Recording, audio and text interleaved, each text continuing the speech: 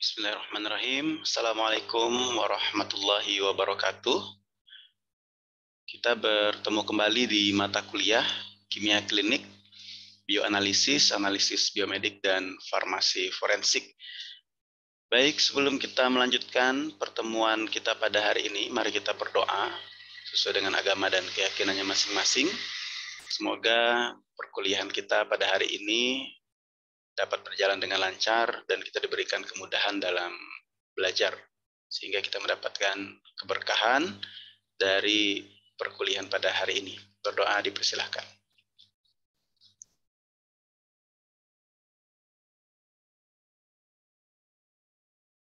Berdoa selesai. Baik mahasiswa sekalian, pada kali ini kita akan melanjutkan dan akan membahas terkait bukti biologik untuk kasus forensik. Dan ini merupakan salah satu penggunaan atau aplikasi dari DNA fingerprint. Mari kita lihat bersama beberapa contoh kasus bukti biologik untuk kasus forensik.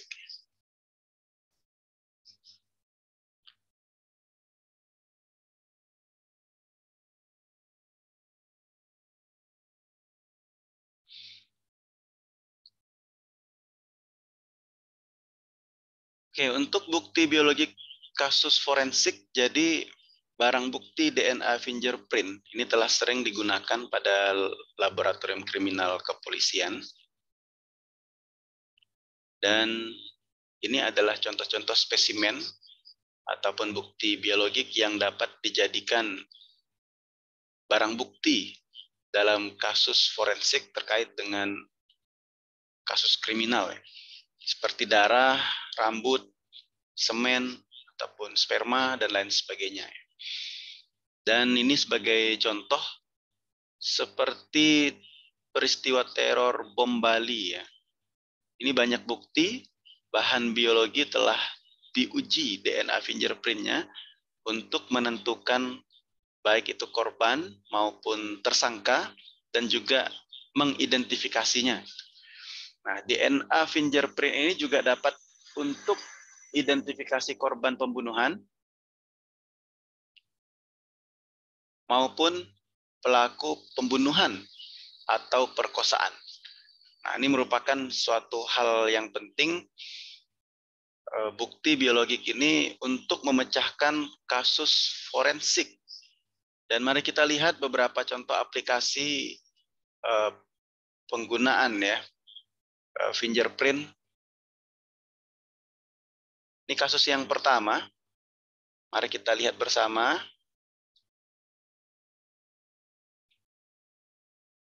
Nah, seorang wanita, kita beri inisial M di sini, telah melahirkan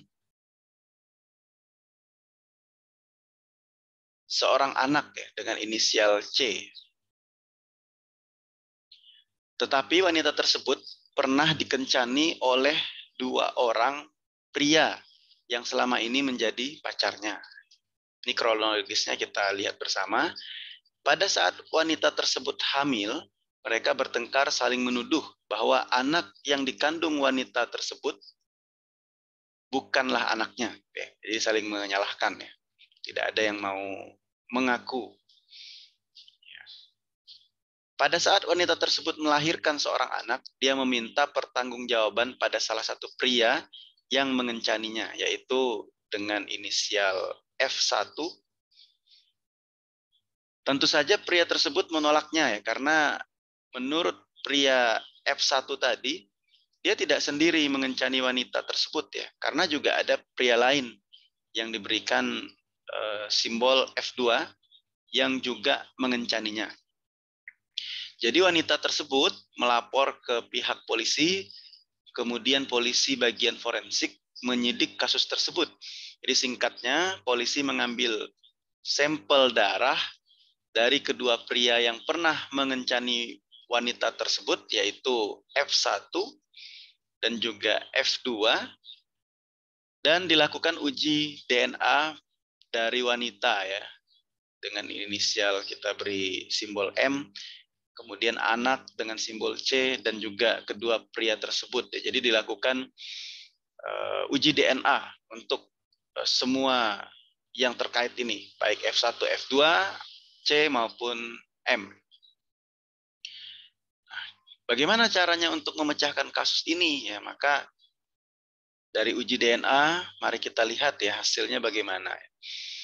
Hasil analisis sidik DNA forensik dengan elektroforesis nanti bisa kita lihat di gambar, dan mari tentukan ya mana ayah dari anak yang dilahirkan tersebut ya.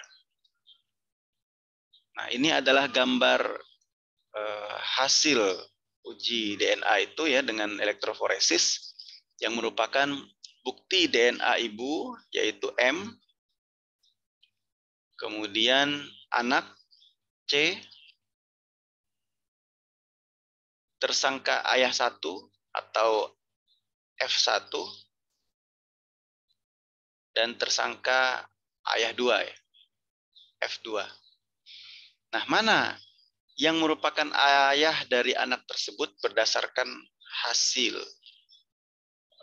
DNA, uji DNA ini ya, menggunakan elektroforesis. Silahkan masing-masing bisa dijawab terlebih dahulu.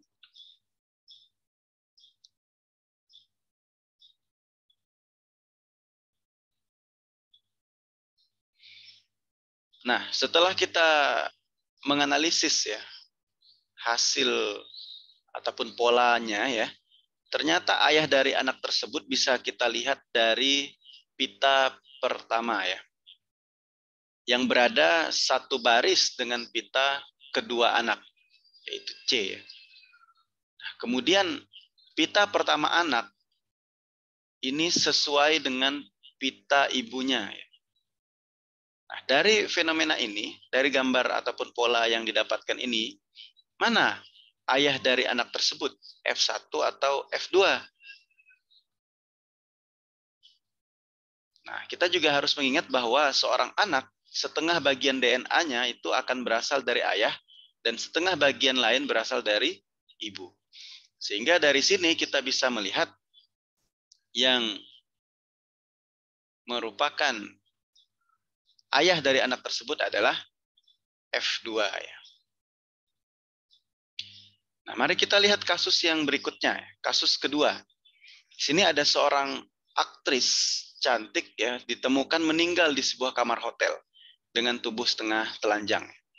Nah, polisi yang menyelidiki kasus tersebut menduga bahwa aktris tersebut mengalami perkosaan dan kemudian dibunuh. Kemudian polisi mengambil sampel berupa ceceran sperma. Nah, jadi selain darah pada kasus 1 tadi, ya sperma juga menjadi barang bukti penting ya, cairan tubuh, spesimen yang penting untuk bukti kasus forensik ya. Nah, diambil ceceran sperma di sekitar vagina, kemudian darah korban, dan juga tanda bukti lainnya untuk diperiksa di laboratorium. Kemudian teman pria korban pada saat sebelum kejadian, ini ada mengantar aktris ya, mengantar. Jadi segala sesuatu yang berhubungan terkait dengan korban tentunya akan diperiksa lebih lanjut. Termasuklah teman pria korban yang sebelum kejadian mengantar. Ya.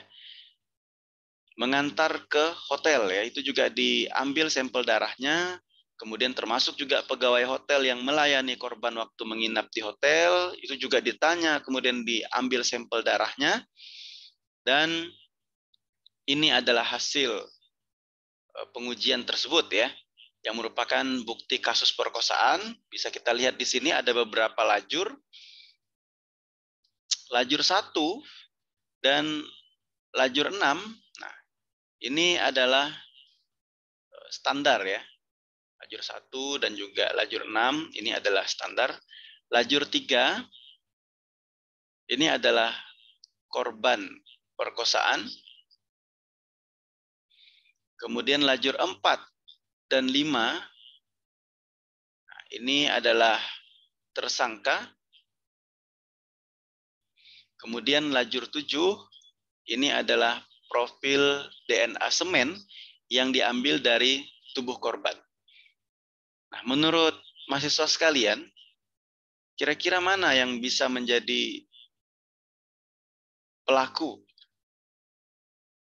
Silahkan bisa dianalisis terlebih dahulu dengan melihat pola yang ada pada gambar ini.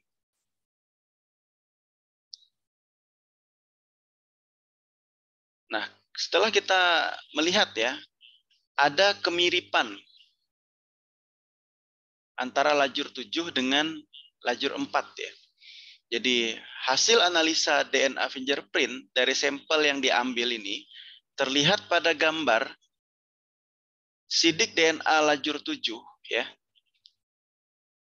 Ada kesesuaian pita DNA-nya dengan lajur 4 ya. Nah, di mana di sini lajur 4 itu adalah tersangka ya. Kemudian lajur 7 itu adalah profil DNA semen yang diambil. Nah, sehingga di sini ada kesesuaian garis pita DNA-nya antara lajur 7 dan lajur 4. Nah, dari hasil tersebut ya, dari garis pita tersebut,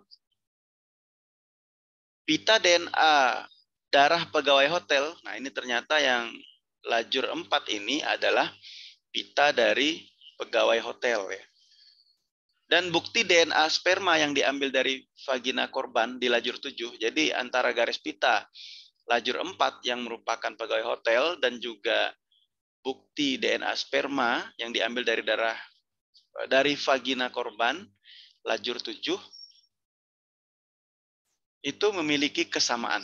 Dari hasil analisa DNA tersebut, maka jelas ya bahwa pelaku pembunuhan adalah pegawai hotel ya, yaitu lajur 4. Nah, sedangkan teman lelaki korban yang tadi mengantarkan itu tidak melakukan tindak kejahatan tersebut, yaitu lajur 5 ya. Karena tidak memiliki jejak yang mirip dengan lajur 7 yang merupakan sampel profil DNA semen yang diambil dari tubuh korban. Nah, jadi bukti tersebut sangat kuat ya, sehingga pelaku tidak dapat mengelakkan lagi ya, tidak dapat mengelakkan diri dari tuduhan pembunuhan terhadap aktris cantik tersebut. Nah, ini adalah contoh aplikasi ataupun penerapan dari DNA fingerprint ya, dengan menggunakan bukti biologik ya untuk mengatasi ataupun untuk memecahkan kasus forensik. Nah, mari kita lihat kasus yang ketiga. Dalam suatu kos ya mahasiswa yang dihuni oleh sekitar 20 mahasiswa, campuran ya, ada pria, ada wanita, ini dihebohkan dengan ditemukannya seorang mahasiswi cantik yang terbunuh di kamarnya. Polisi bagian forensik segera datang setelah ada pihak yang melaporkan kejadian tersebut, yaitu pemilik rumah kos ya.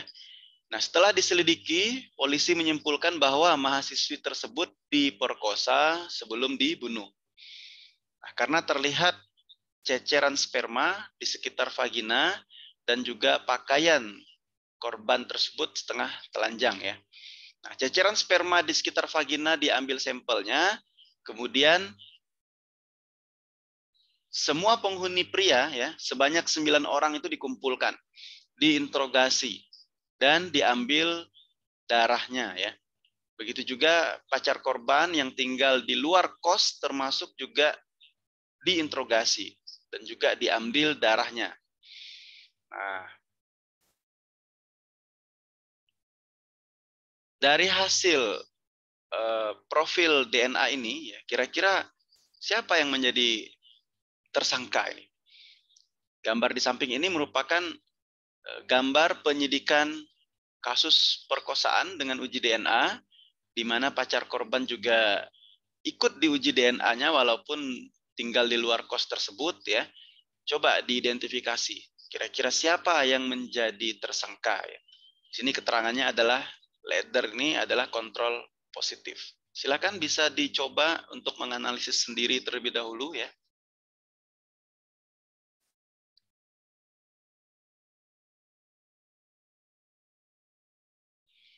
Nah, dengan melihat profil dari uji DNA ini ya, hasil semua sidik DNA dari sampel tersebut ini bisa kita lihat pada gambar. Dan pada gambaran pita DNA ini ya, terlihat bahwa pacar korban dan salah satu penghuni kos ya, di sini ada suspek 2.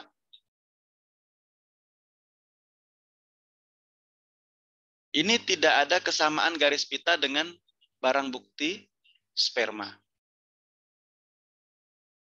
Tidak ada kesamaan pola ya dengan barang bukti sperma. Dan ternyata yang memiliki kesamaan itu adalah penghuni kos lainnya, yaitu suspek 1.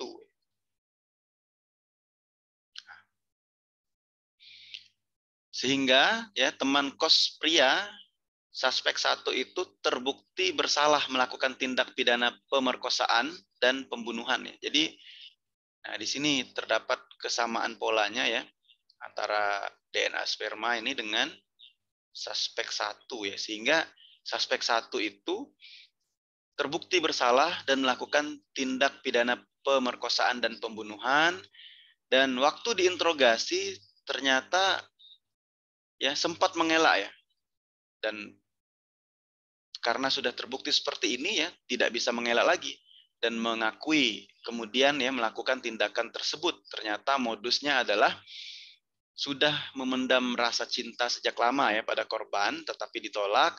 Nah, sehingga menimbulkan dendam ya dan berakhir dengan tindakan pemerkosaan sampai kepada pembunuhan ya. Nah, ini kesamaan. Ini sangat pentingnya bukti-bukti yang ada di TKP ya, spesimen-spesimen ya, cairan tubuh, kemudian bisa menjadi bukti yang penting dalam memecahkan kasus forensik ya. Dan ini juga sekaligus merupakan contoh aplikasi atau penerapan dari DNA fingerprint ya. Mudah-mudahan dari contoh ketiga kasus ini bisa menambah kembali wawasan dan pengetahuan kita terkait dengan pentingnya ya beberapa sampel spesimen tersebut ya, baik darah ya, kemudian sperma, dan juga salah satu metode analisis elektroforesis ya bisa digunakan untuk memecahkan kasus forensik ya. Demikian, terima kasih atas perhatiannya. Wabillahi taufik wal hidayah. Wassalamualaikum warahmatullahi wabarakatuh. Semoga bermanfaat dan selamat belajar.